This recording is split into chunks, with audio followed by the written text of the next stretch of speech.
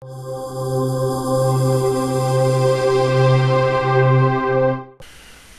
walkthroughs.com, Supper 1, Rebel Link.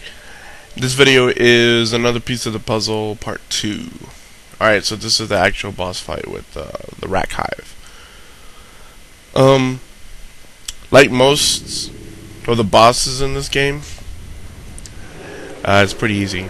Really, the only tough bosses. I'm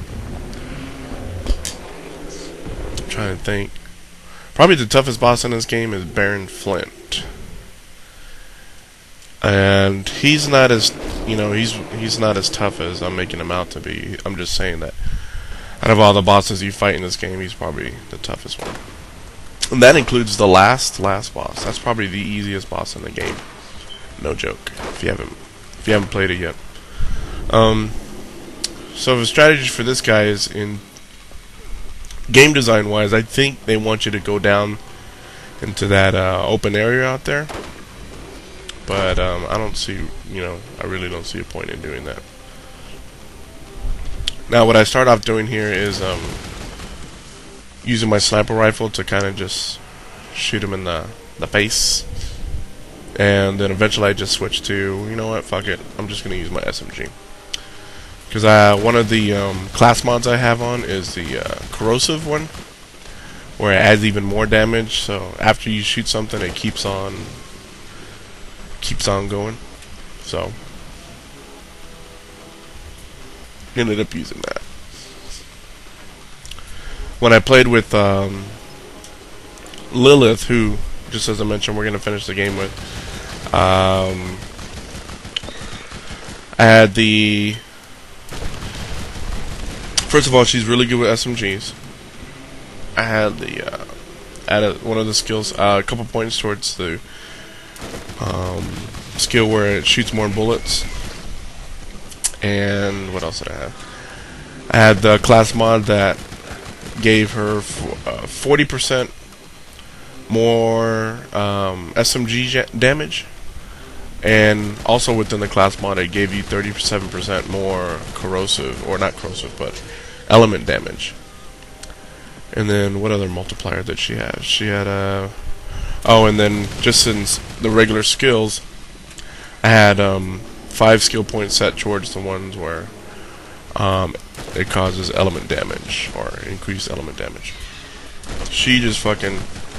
I got to this part and with the Rakk Hive, and the boss fight was over in less than a minute. It was pretty sad, actually.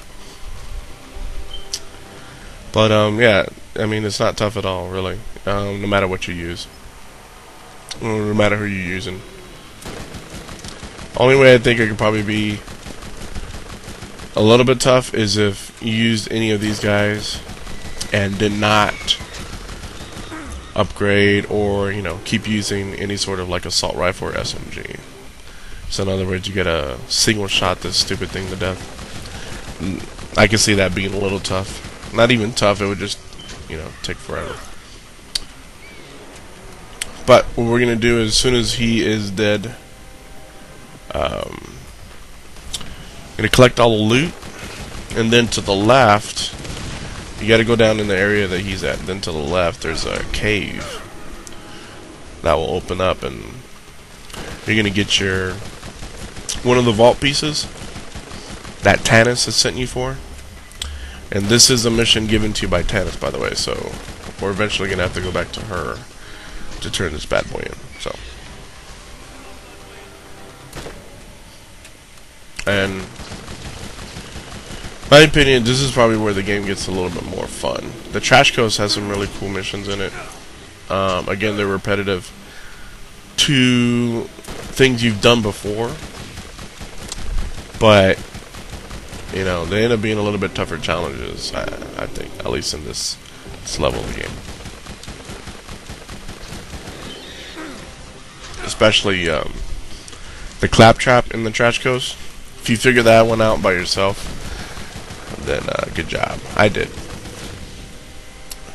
It didn't take me like 5 minutes either. It took me a long ass time, but try not going to the fat guy to figure it out. But It would have been more interesting if they did that with some of the other claptraps.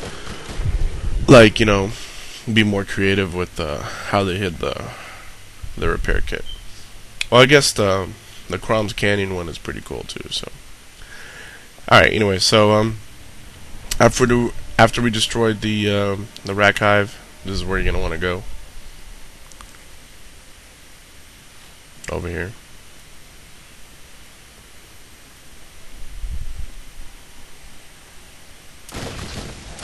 And all you gotta do is just go up to it, and this one of these racks opens up. You can't kill it, and it doesn't attack you. Nor do any of the other ones in there that fly up here in a second.